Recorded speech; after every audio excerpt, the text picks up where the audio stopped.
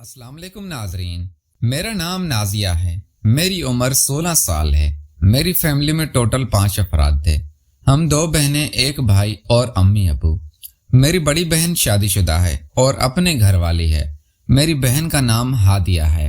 मेरी बहन की उम्र 30 साल है और हादिया बहन कराची में रहती है। हमारी रहायश रावलपिंडी की है।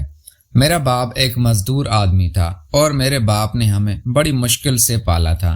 हमारी माँ किसी के साथ भाग गई थी तो मेरे बाप पर सारी जिम्मेदारियां आ पड़ी थी और मेरा बाप हम दोनों बहनों और भाई को पढ़ा लिखा कर अच्छी तरबियत देता रहा। लेकिन मेरा भाई इतना गलीज निकला कि उसने मेरे बाप से ही बेवफाई कर डाली और मेरे बाप से अलहदा हो गया। मेरा भाई एक लड़की को भगा कर ले गया था और उसके साथ शादी कर ली थी। मेरा बाप हम दोनों बहनों का जिम्मेदार था। मेरी बड़ी बहन हादिया की शादी के बाद मैं अपने बाप के साथ अकेली रहने लगी थी। मेरी माँ मेरे भाई के शादी से पहले ही किसी के साथ भाग गई थी और वो हमें छोड़ कर गई थी। मेरी माँ आशिक मिजाज औरत थी। मेरी माँ की उम्र 40 साल थी। मेरी माँ का नाम फाकरा था। मेरी माँ दिखने में काफी खूबसूरत थी और उनसे जवान मर्द बहुत पसंद थे। मेरा बाप हमेशा मेरी माँ को बुरे काम से रोकता था और उससे डांटता रहता था। मेरे बाप की उम्र 50 साल हो चुकी थी और वो मेरी माँ की ख्वाहिशात को पूरा नहीं कर सकता था। इसलिए मेरी माँ की कोई जवान मर्द ढूंढती थी और उसके साथ ही मौका तलाश कर लेती थी। मैं भी अपनी माँ की एक करतूत देखती रहती थी और अब्बू तो काम पर होते थे। मेरा भाई शादी करके पहले ही अलग हो गया था।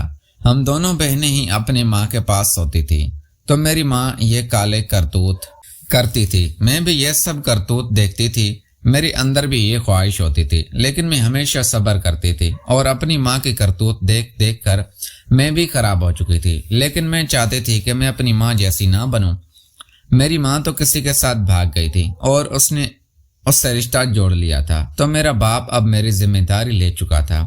मेरी बहन हादिया हमसे अलग रहती थी और वो शादी करके कराची चली गई थी। कई बार मेरा भी दिल करता था कि मैं भी अपनी बहन हादिया के पास ही कराची चली जाऊं, लेकिन मेरा बाप बूढ़ा हो चुका था और वो मेहनत मजदूरी करके आता था और मेरा पेट पालता था। इसलिए मुझे अपने बाप की फिक्र होती थी और मैं अपने बाप के लिए खाना वगैरह बनाती थी। हमारा घर 5 अफराद पर मुश्तमिल था, लेकिन कुदरत का ऐसा निजाम हुआ था कि हम टोटल घर में 2 अफराद ही बचे थे।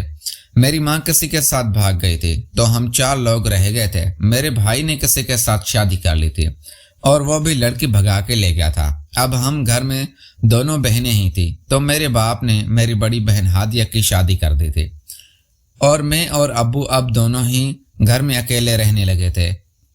मेरा बाप काम पर निकल जाता तो मैं सारा दिन घर में फ्री होती और टीवी वगैरह देखती रहती।